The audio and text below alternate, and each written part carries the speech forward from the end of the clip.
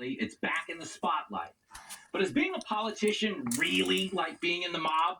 Joining me now, former mobster and underboss of the Gambino crime family, Sammy the Bull Gravano. Sammy, thanks for joining us. How you doing? I got to start with a true story. So I did a book report in school on your book, Underboss.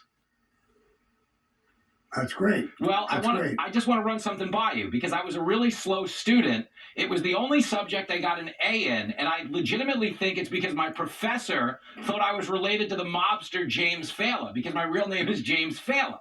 Now, so far as I know, I'm not related, but are there any restaurants where I could probably eat free with that name?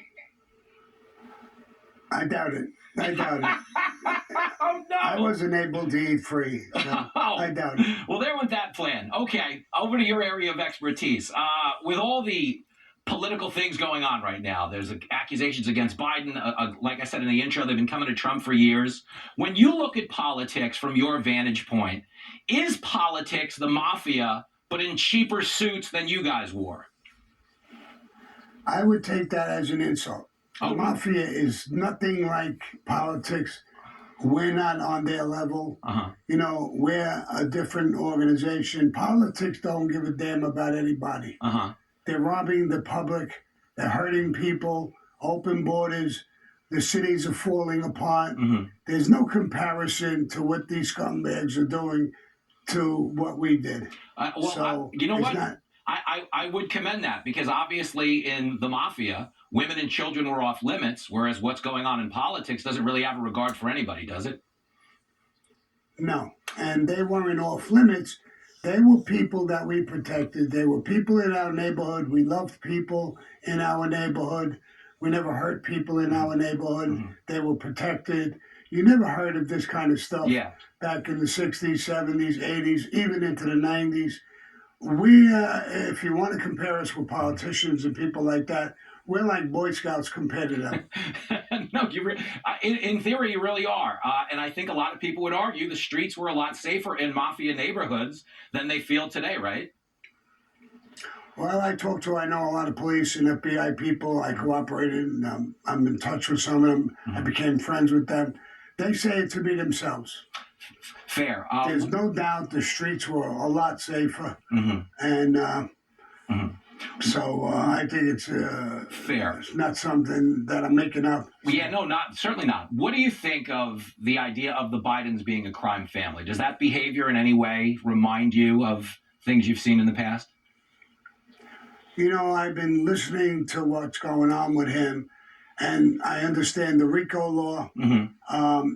The Biden family is an exact replica of the Rico law. Yeah. I mean, that's what they did.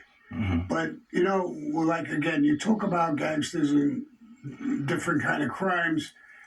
You know, they sold out the entire country. Yep. When they're taking money from these countries and passing laws, they're hurting our whole country. I'll give you another example.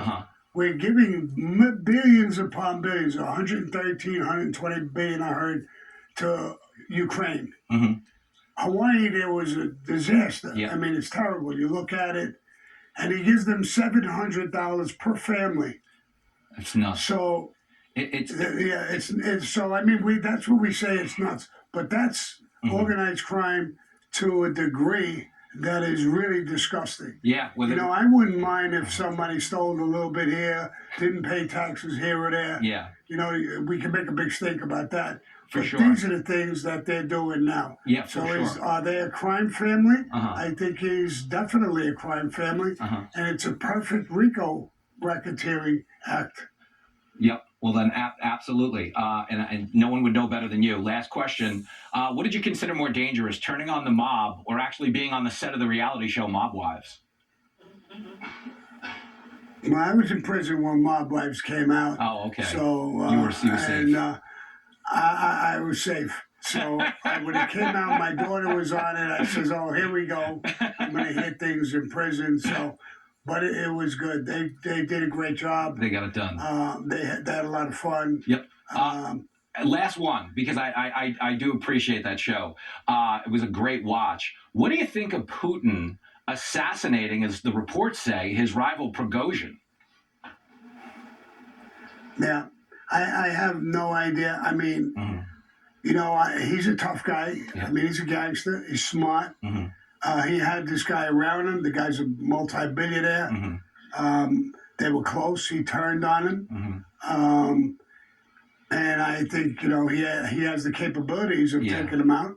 Yeah. I think he has the temperament to taking him out. Uh-huh. But I don't know. It's not clear. Yeah, okay. I saw a statement. He says he didn't do it, so I really don't know. Yep, and I've seen And the I really reports go don't back care. and forth. No, I agree. One other conspiracy question for me. What have you made of reports over the years that the mafia was involved in helping the CIA kill JFK? Could that have happened, and could they have kept it a secret? Well, I know a lot about that situation. I'm going to do a video on it. I'm talking with people in Hollywood about it. Okay. So I'm not going to say too much, but I think there was a massive conspiracy to kill JFK. Wow. And I think the CIA was involved, the mafia was involved. Mm-hmm. I think the vice president then was involved. So I think there's a lot of people involved in that. All right, And cool. I think it's coming out slowly. All right, well, I'm going to cut it off here for my own safety, but I really appreciate this, Sam. This was awesome. Thank you so much for your time, brother. Okay, my pleasure. My man. Bye-bye.